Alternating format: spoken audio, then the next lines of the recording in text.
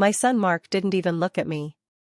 He leaned toward his lawyer and whispered, loud enough for the wooden benches to carry it straight into my chest. She won't even understand what's happening. My fingers tightened around my purse. Then the judge looked up at me.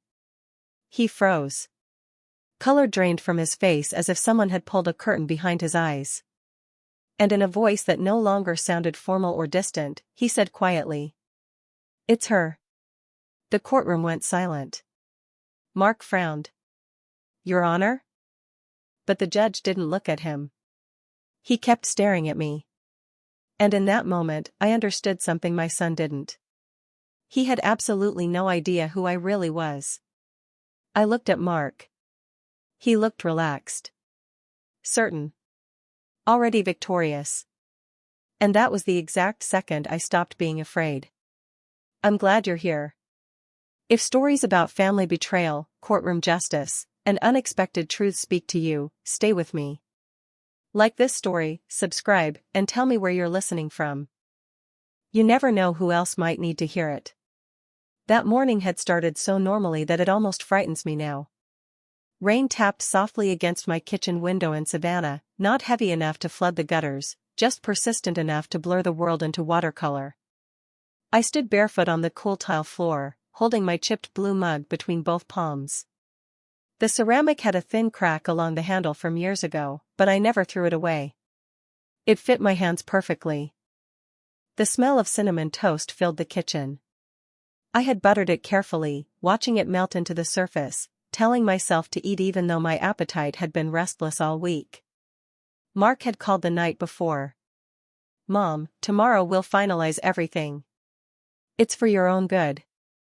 He sounded tired. Almost impatient. I convinced myself that stress does strange things to grown children. I told him I trusted him. I always said that. I thought trust was something you gave freely to your child, the way you once gave them milk without measuring the cost. That morning, I chose my clothes deliberately. A navy skirt, pressed the night before. A white blouse with small pearl buttons. Low heels. Not because anyone demanded it, but because I wanted to look like myself. Not fragile. Not confused. My house was quiet except for the refrigerator humming and the steady rhythm of rain. I rinsed my plate and dried it immediately. I have always disliked leaving dishes in the sink. Disorder unsettles me. There were small details I ignored. The way Mark had insisted on picking me up but then forgot and said he would meet me there instead. The way Kelly's voice in the background of that phone call had sounded sharp, whispering something he quickly muted. The way he corrected me twice about the hearing time, as if preparing to prove something. I brushed it all aside.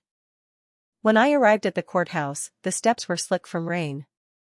I held the railing firmly, careful not to slip. Inside, the air smelled faintly of old paper and polished wood. A security officer asked me to empty my purse. I placed my wallet, my glasses case, and my small tin of mints into a gray tray. Mark was already there. Kelly stood beside him, dressed in beige from head to toe. Soft fabric. Soft smile. She hugged me lightly, barely touching. "You look nice, Mrs. Grace," she said. Mrs. Grace. She only used that tone in public. Mark kissed my cheek quickly, distracted. "Everything will be fine," he said. I noticed how his hand rested on Kelly's back, guiding her slightly, as if positioning her. I noticed how they stood close together, whispering, glancing toward me occasionally. I told myself they were nervous. We sat on opposite sides of the aisle in the courtroom. That detail felt small at the time. It does not feel small anymore. Mark leaned toward his attorney frequently, nodding. Kelly dabbed her eyes once with a tissue before anything had even begun. I sat quietly, hands folded in my lap, listening to the rain tapping faintly against the courthouse windows. I remember thinking how strange it was that something so serious could unfold on a day that felt so ordinary. There had been no warning in the air. No thunder. No dramatic sign. Just rain. And cinnamon toast. If I had known that by noon my own son would be asking a judge to take my name off my life, I might have held that mug a little longer. I might have listened more carefully to the silence in my house. Because that silence had not been peaceful. It had been a pause. And I had mistaken it for calm. The first real sign hadn't been the courtroom. It had been the mail. A plain white envelope, heavier than a bill, with my name typed too neatly to be casual. I remember how it felt in my hands, thick paper, official weight, the kind that makes your stomach tighten before you even slit it open. I stood at my hallway console table, still wearing my coat, keys dangling from my fingers. The house smelled faintly of lemon cleaner because I'd wiped down the counters that morning. The ceiling fan clicked once as it turned, a small, ordinary sound that didn't match what I was about to read. Petition for guardianship due to mental incapacity. For a moment, I genuinely thought it had been sent to the wrong address. I read the first paragraph twice, then a third time, slower, as if my eyes were the ones that needed correcting. Petitioner, Mark Andrew Walker. My son. I felt the blood leave my face so quickly that I had to steady myself with my palm against the wall. The paper trembled, but my mind was strangely calm, like it had stepped back and left my body to handle the shock alone. The petition described me as if I were a stranger. Easily confused. Prone to memory lapses. Unable to manage personal finances safely. It listed examples, too, small, humiliating details arranged like evidence. That I forgot to pay a utility bill on time. That I left the stove on. That I became agitated when asked simple questions. I stared at those lines until they stopped looking like words and started looking like something carved. Because none of it was true. The utility bill had been paid. I have the receipts. The stove had never been left on. I am the kind of woman who checks the knobs twice before bed. And as for agitation, if a person pushes you repeatedly and you finally raise your voice, does that make you unstable? Or simply human? But the court doesn't measure humanity. It measures paperwork. And the last page was the one that made my throat close. If the guardianship was granted, Mark would have the authority to make decisions on my behalf. Where I lived. What I signed. Which doctors I saw. Whether I could access my own accounts. My home. My money. My voice. My life. It wasn't assistance. It wasn't protection. It was legal erasure. I sank into the chair by the window, the same chair where I read my morning paper. Outside, a neighbor's wind chimes clinked softly in the damp breeze. Inside, my heart beat hard and steady, as if it was trying to push me back into motion. I remember thinking one clear thought that frightened me more than the document itself. He has already been telling people I'm losing my mind. Because for something like this to work, you don't start with a petition. You start with a story. You start planting it quietly, at family dinners, in phone calls, in doctors' offices. Oh, she's been forgetting things. She's been acting strange. She won't let us help. You repeat it until it becomes a truth that others carry for you. That evening, Mark called as if nothing had happened. "Mom," he said, warm and practiced, "did you get the papers?" "Don't panic. It's just a formality. Everyone does it for parents. It's for your own good." I held the phone away from my ear for a second and stared at it, listening to his voice continue, smooth as oil. For your own good. Those words landed like a hand over my mouth. I said, "Why didn't you talk to me first?" A pause. A small one. But I heard it. Then he sighed, heavy, disappointed, like I had failed him. "Because you get emotional, Mom. You don't see things clearly anymore. This is why we have to do it this way." That was the moment I understood the real danger. Not the court. Not the judge. The danger was that my son had learned to describe me as unreliable. And he was doing it calmly, lovingly, with the careful patience of someone who wants the audience on his side. When I hung up, my hands were cold. I walked to my desk drawer and pulled out my bank folder, the one with neat tabs and printed statements. I flipped through them slowly, checking, confirming, grounding myself in numbers. Everything was in order. I was in order. And yet, with one petition, Mark had tried to make the world see me as a woman who wasn't. I laid the papers flat on the table, smoothed them with my palm, and felt something shift inside me, not anger, not hysteria. Something quieter. A decision. If he wanted to take my life through legality, then I would meet him there, with facts, with preparation, and with the part of me that had survived far worse than betrayal. And for the first time, I stopped thinking like a mother. I started thinking like a woman who intended to remain herself. As I sat in that courtroom and looked at Mark, at the tight jaw he inherited from his father, my hands began to tremble. The fear felt familiar. Not sharp. Not chaotic. Not the kind that makes you gasp. It was the old kind of fear. The quiet kind. The kind that stands beside you and waits to see whether you will remember who you are. My heart was beating the same way it had decades ago in a hospital corridor filled with smoke. St. Matthew's Hospital in Charleston. I had been 34 years old, working the late shift. The kind of shift where exhaustion settles into your bones and the world feels slightly blurred around the edges. My hair was pinned tightly at the nape of my neck. My shoes were already damp from a spilled 4 in room 214. I remember thinking about nothing more dramatic than whether I had enough milk at home for breakfast. Then the alarms began. Not the routine ones. Not the small mechanical complaints we grew used to. These were urgent. Continuous. Sharp. Fire in the West Wing. Electrical fault. Smoke spreading through ventilation shafts faster than anyone predicted. There is a moment in crisis where you can choose to panic or move. Nurses do not get the luxury of panic. I grabbed a wet towel from the sink, pressed it over my mouth, and ran toward the pediatric ward. The hallway was already clouded gray. Lights flickered. Somewhere down the corridor, someone was crying loudly, the kind of cry that comes from the chest, not the throat. There was a little girl standing barefoot outside her room, clutching a stuffed rabbit. Her face was streaked with tears and soot. Her oxygen tubing dragged uselessly behind her.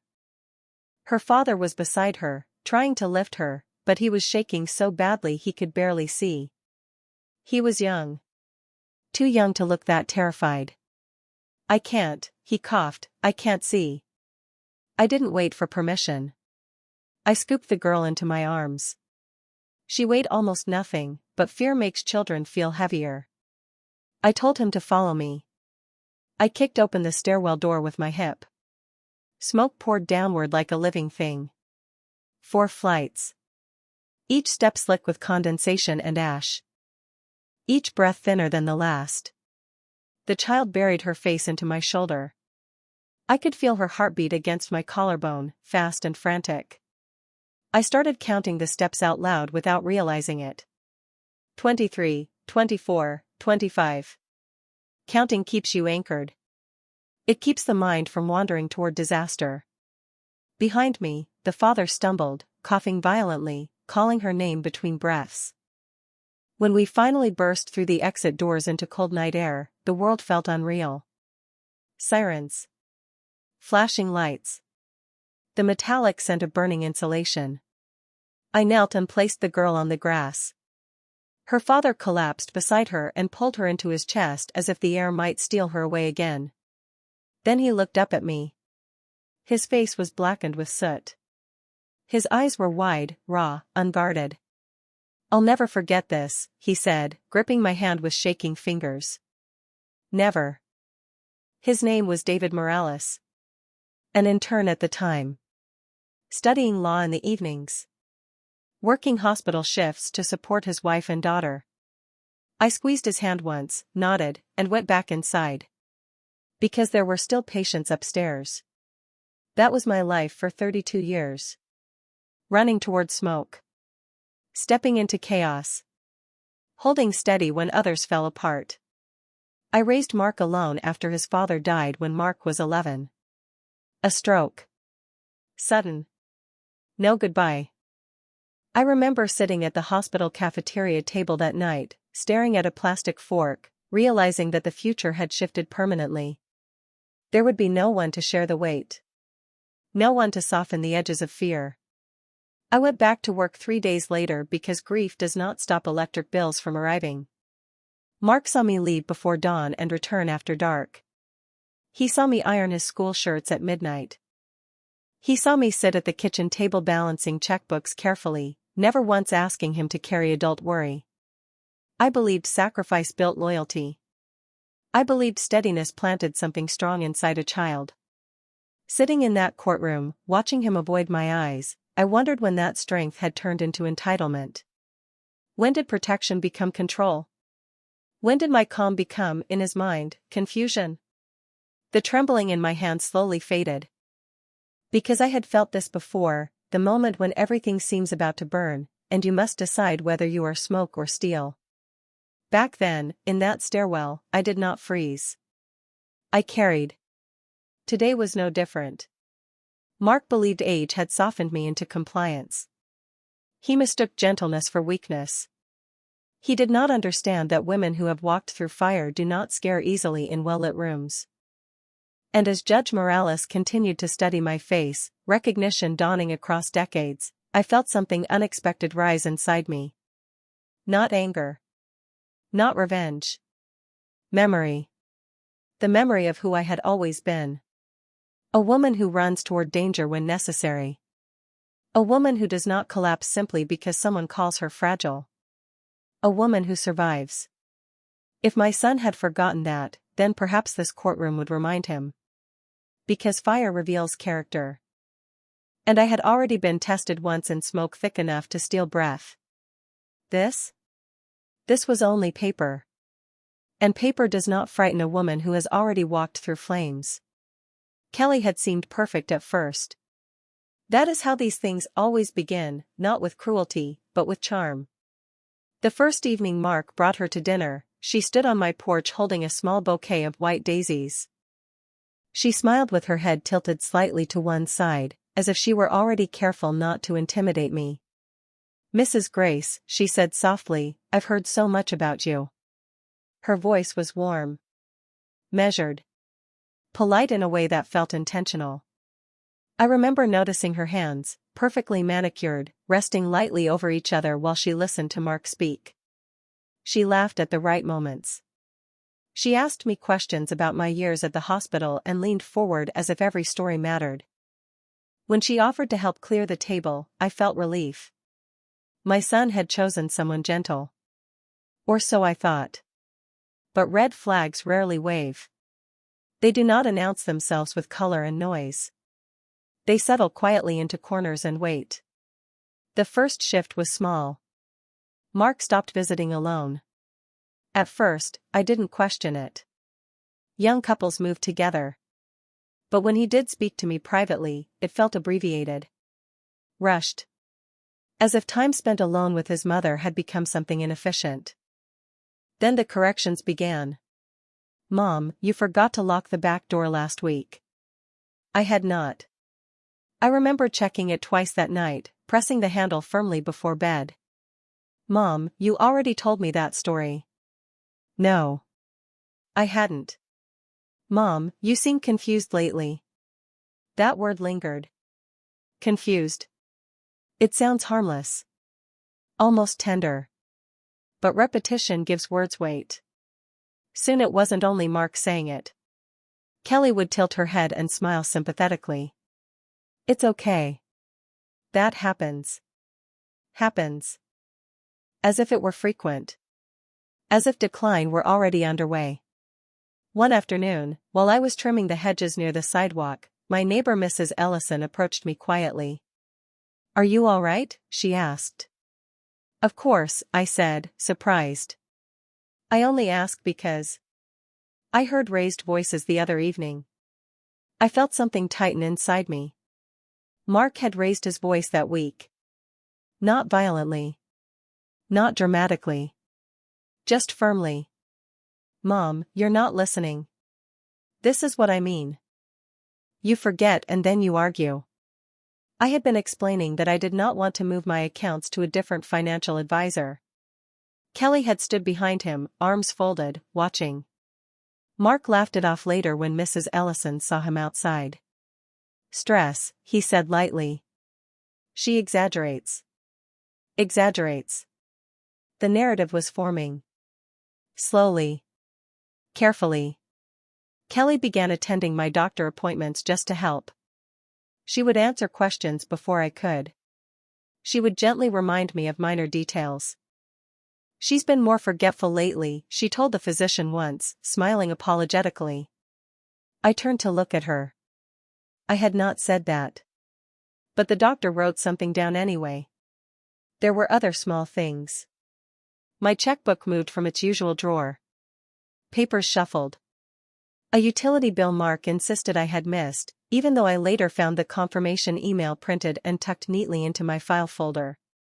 Each incident alone felt insignificant. Together, they formed a pattern. Gaslighting is not loud. It is soft. It is the slow erosion of certainty. You begin checking the stove twice. Then 3 times. You reread your own handwriting to confirm it is yours. You hesitate before speaking because you are not entirely sure you haven't already said it. Doubt grows quietly in aging soil. And I did not see who was watering it. Back in the courtroom, as Mark's lawyer listed my decline, I recognized phrases I had heard at my own kitchen table. Increasing agitation. Pattern of forgetfulness. Questionable financial judgment. They were not spontaneous observations. They were rehearsed. Mark sat upright, expression carefully concerned. Kelly held a tissue, dabbing at eyes that did not appear red. They looked like responsible adults trying to help a fragile woman. I studied them both. Not as a mother. As a witness. And something inside me shifted from hurt to clarity. The petition had not been sudden. It had been constructed. Conversations planted in medical records. Comments repeated to neighbors. Small stories told often enough to become assumed truth. They had mistaken my patience for blindness. They believed age had dulled my awareness. But sitting there, listening to them describe a woman I did not recognize, I felt something steady rise inside me. Not anger. Not hysteria. Resolve. Because once you recognize manipulation, it loses its fog. And I could see clearly now. Mark thought he was securing control. Kelly thought she was protecting their future. But neither of them understood the one thing they had miscalculated. They were not the only ones capable of preparation. And as I folded my hands in my lap and sat straighter, I realized something else. They had already told their story. Now it was my turn to be seen. Back in the courtroom, Mark's lawyer continued speaking in a voice polished by repetition. He referenced medical notes. He mentioned increasing forgetfulness.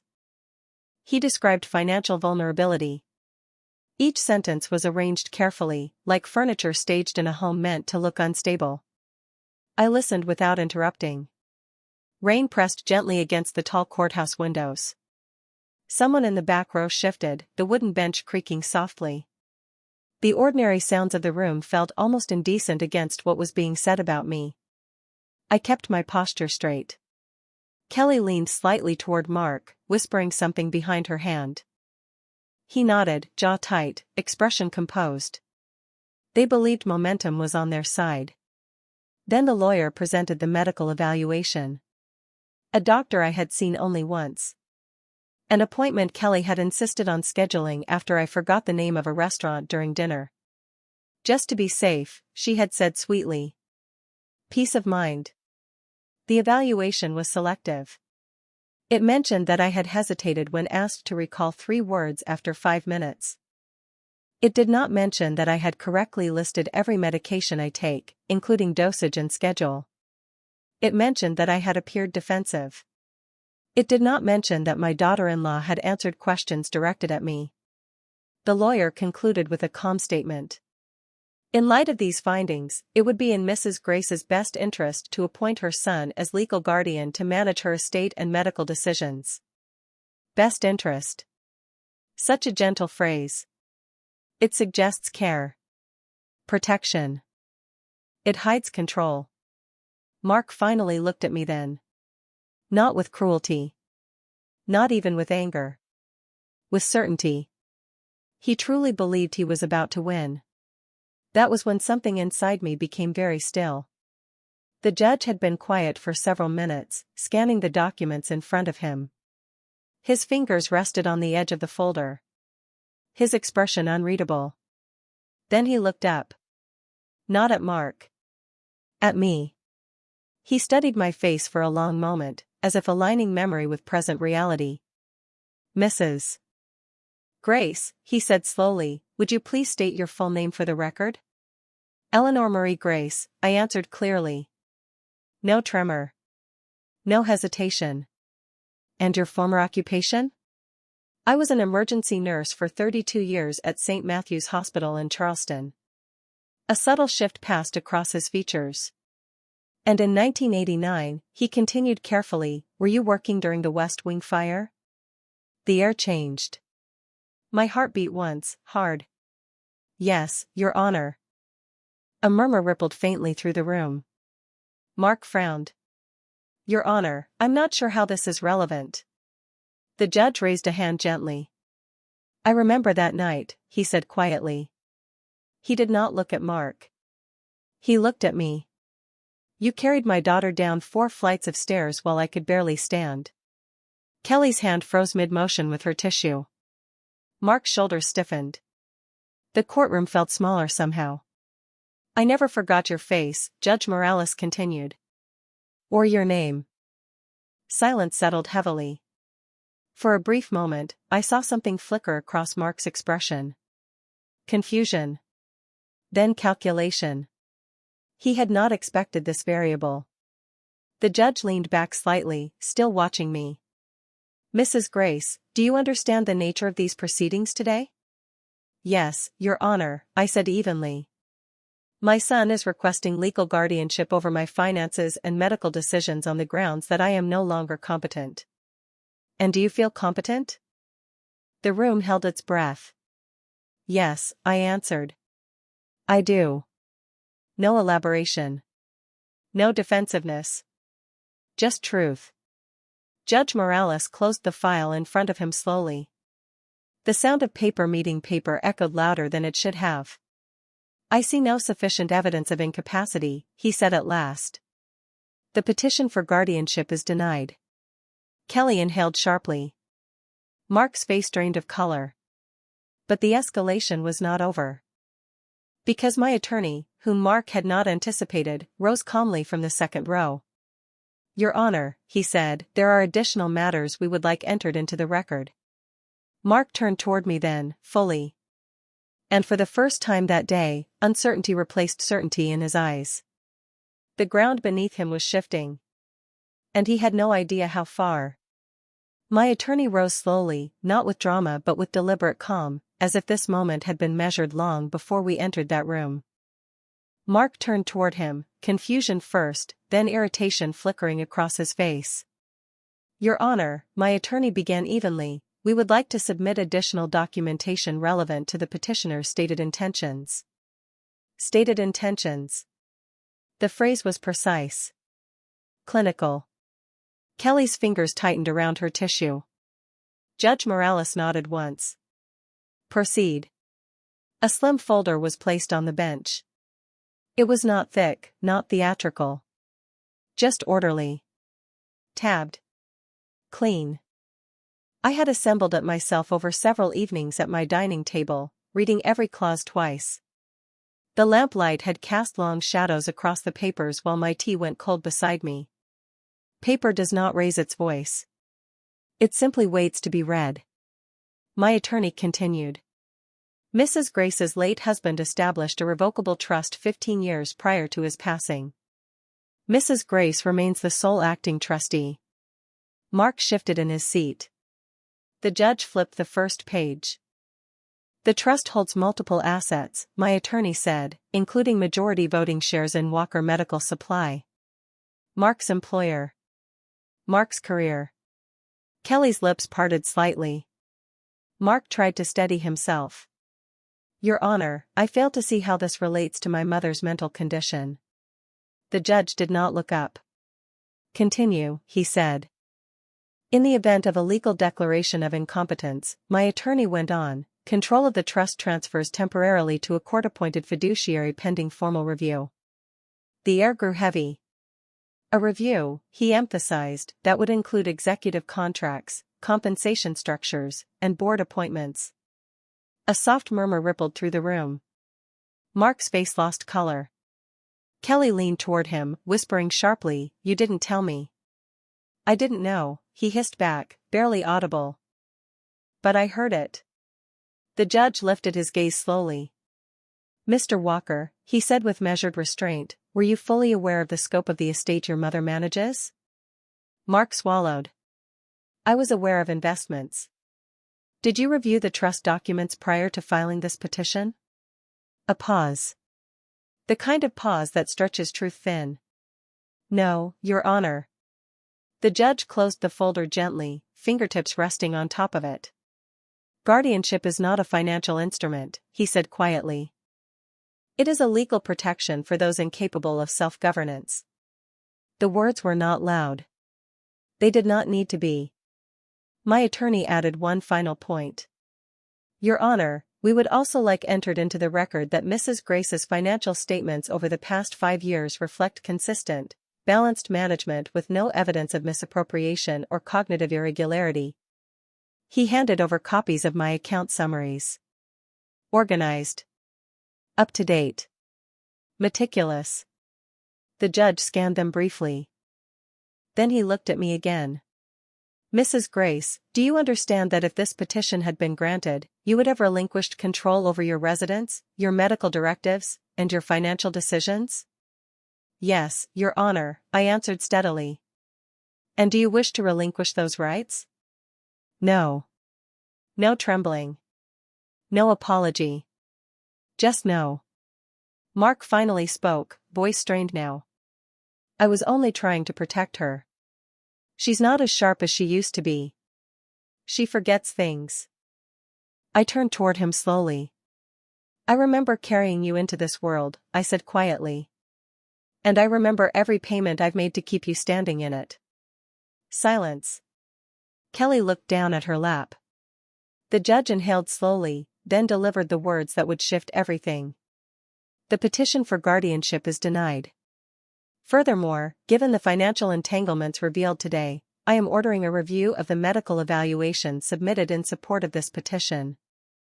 Kelly's breath left her in a soft, involuntary sound. Mark stared straight ahead. For years, I had watched him speak confidently in rooms full of executives. I had admired the certainty in his voice. Now that certainty had nowhere to go. The courtroom slowly exhaled. Chairs creaked. Papers rustled. But something deeper had already happened. Exposure is not humiliation. It is illumination. And in that moment, the truth was not cruel. It was simply undeniable. When we stood to leave, Mark avoided my eyes. Outside, the rain had stopped. Sunlight broke through the clouds in thin, almost hesitant beams. Kelly walked several steps ahead, her heels clicking too sharply against the courthouse stone. Mark lingered behind me. "Mom," he began. I did not raise my voice. I did not accuse. I simply turned to him. "You thought I wouldn't understand what was happening," I said quietly. He opened his mouth. Closed it. For the first time since he was a child caught in a lie, he had nothing prepared. Because this was never about my memory. It was about control. And as I descended the courthouse steps alone, I realized something final. He had tried to take my authority in a room built for law. Instead, that room had returned it to me. And this time I would not mistake silence for peace again. Silence followed us out of the courtroom. Not the peaceful kind. The hollow kind. The hallway felt longer than before, as if distance had quietly expanded between us. Kelly walked ahead, her posture stiff, her heels striking the tile too sharply. Mark stayed behind me, but not close enough to touch. For years, I had walked beside him in crowded places, instinctively adjusting my pace to match his. That day, I did not slow down. Outside, the air smelled clean after rain. The courthouse steps were still damp, reflecting thin ribbons of sunlight. People passed by without knowing that a family had just shifted permanently inside those walls. Mark finally spoke once we reached the parking lot. "Mom, you didn't have to humiliate me like that." "Humiliate?" I turned slowly. "I didn't say a word you didn't bring into that room yourself." He ran a hand through his hair, a gesture he had since childhood when frustrated. "I was trying to protect you," he insisted, though the conviction had drained from his voice. "From what?" I asked quietly. He didn't answer. Kelly approached then, her eyes red now, not from performance but from something closer to fear. "This is going to cause problems," she said under her breath. "At work. With the board." So that was it. Not my well-being. Stability. Image. Control. The petition had not just been about concern. It had been about securing the flow of authority before it could threaten their comfort. "I never wanted to hurt you," Mark said, softer now. "I know," I replied. "And I meant it. Harm does not always begin with hatred. Sometimes it begins with entitlement dressed as care." He stepped closer, searching my face. "What happens now?" It was the first honest question he had asked me in months. "Now," I said evenly, "you live with the consequences of your decisions." Kelly looked away. I unlocked my car without another word. As I drove home alone, I did not turn on the radio. The quiet inside the vehicle felt heavier than usual, but not unbearable. At a red light, I glanced at my reflection in the rearview mirror. I did not look broken. I looked tired. But steady. When I pulled into my driveway, the house greeted me the way it always had, still, patient, unchanged by legal drama. I stood in the kitchen for a long moment, listening to the hum of the refrigerator and the ticking of the clock above the stove. 32 years of night shifts had taught me something simple: survival is not loud. It is repetitive. It is washing dishes when you would rather collapse. It is balancing checkbooks when grief presses at your ribs. I poured myself a glass of water and sat at the table where I had once helped Mark with spelling homework. My hands rested flat against the wood. He had tried to erase me legally. But the deeper ache was not about money or property. It was about trust. I replayed small moments from the past year. The way Kelly had answered questions meant for me. The way Mark had corrected my memory in front of others. The doctor's appointment where my words had been quietly dismissed. I had felt it. I simply hadn't wanted to name it. Manipulation does not always feel violent. Sometimes it feels like protection. Until you realize you are the one being contained. The phone rang that evening. I let it ring twice before answering. "Mom," Mark said, his voice subdued now, stripped of courtroom composure. "Can we talk?" "We are talking." A long pause. "I didn't think it would go like that," he admitted. "No," I said gently. "You didn't." There was something fragile in his breathing. For the first time since the petition, I heard not a strategist, not a manager, but my son. "I thought you were slipping," he whispered. "And if I were?" I asked. He did not respond immediately. "I didn't want you to lose everything." "I haven't," I said quietly. "But you nearly did." Silence stretched between us. Not hostile. Just honest. "I'm sorry," he said finally. The words sounded unfamiliar in his mouth. I closed my eyes for a moment. Forgiveness is not immediate. It is not automatic. But neither is love erased by one betrayal. "I need time," I told him. "I understand." When I hung up, the house felt different. Quieter. Stronger. The petition had been dismissed. The legal threat had dissolved. But something else had shifted permanently. I was no longer simply a mother trying to keep peace. I was a woman who had seen how easily authority can be stolen when you allow others to define your capacity. And I would not allow that again. Not from strangers. Not from family. Not from my own fear. That night, I locked the doors as usual. Checked the stove twice. Not because I doubted myself, but because I had always done it that way. And when I turned off the lights, I understood something deeply and calmly. My son had nearly erased me. But I was still here. And this time I intended to remain visible. Months passed, not with fanfare, but with a quiet rearranging of my life. The first change was physical. I replaced the locks the week after the hearing. I didn't announce it. I didn't argue about it. I simply stood in my foyer while the locksmith worked, listening to metal click into place, and I felt my shoulders drop the way they do when you finally set down something heavy you didn't realize you were carrying. I added small safeguards, too. A new safe bolted into the closet floor. A second copy of my trust document stored with my attorney. Alerts on my accounts that pinged my phone if anything moved more than a set amount. People imagine independence as a feeling. For me, it became a system. Mark called more often after that, but his voice had changed. The certainty was gone. He spoke slower, as if he were stepping carefully on ground he no longer trusted. Some days he tried to sound normal, asking about the weather or whether my camellias had survived the last cold snap. Other days he circled the edges of what had happened, searching for a door back into the old arrangement where he guided and I followed. He never apologized the way people do in movies. No grand confession, no tears in the rain. What he offered instead was restraint. He stopped correcting me. He stopped using that word, confused. And when he visited, he asked before touching anything. Before opening a cabinet. Before moving a folder. It was subtle, but I noticed. Respect often returns in small gestures first, like a cautious animal. Kelly stayed away for a long time. I heard about her only through Mark's careful silence. When she finally did appear one afternoon, she stood on my porch with a dessert she hadn't baked and a smile that didn't quite settle on her face. She said, "I hope there are no hard feelings," as if feelings were something you could simply file away. I told her, evenly, "There are lessons." That was all. The deeper change happened inside the house itself.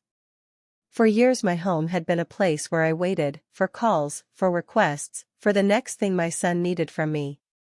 After the hearing, the rooms felt as if they belonged to me again. I began to notice the sounds I had forgotten, the soft pop of the water heater turning on, the tick of the clock above the stove, the way the floorboard by the pantry creaked like it was clearing its throat.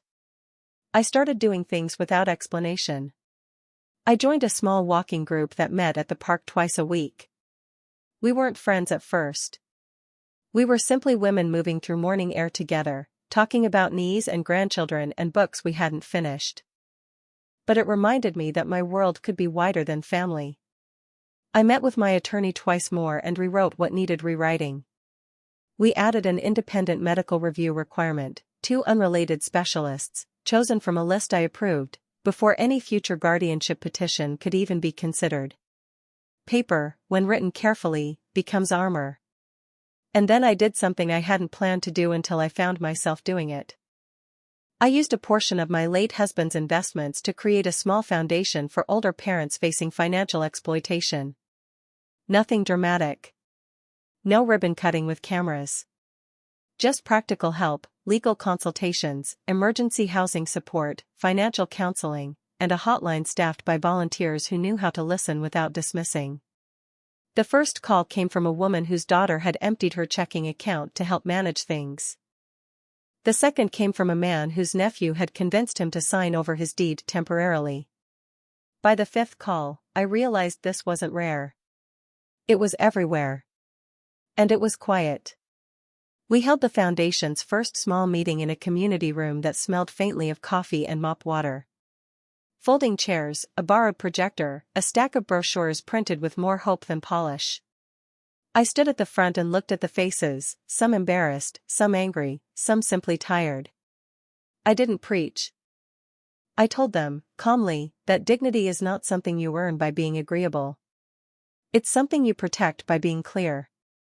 Judge Morales attended without announcing himself. He sat in the back, hands folded, listening the way good men do when they know the story is not theirs. Afterward, he approached me and shook my hand. "You saved my daughter once," he said quietly. "Now you're saving others." I felt my throat tighten, not from sentimentality, but from recognition. That night, I came home, made tea, and stood at my kitchen window watching the porch light glow against the dark yard. The house felt steady around me, not because nothing could ever threaten it again, but because I had built boundaries strong enough to hold. For the first time in a long while, I didn't feel defended. I felt secure.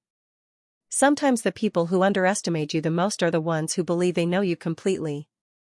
They remember who you were when you were tired, when you were giving, when you were silent, and they mistake that silence for weakness. But dignity is not loud. It does not argue for its place. It simply stands when tested. I learned that love without boundaries becomes permission. And permission, in the wrong hands, becomes control. Names and certain details of this story have been changed for privacy. Have you ever been underestimated by someone who should have known you best? Tell me where you're listening from. And if you believe that quiet strength always finds its voice, stay with me.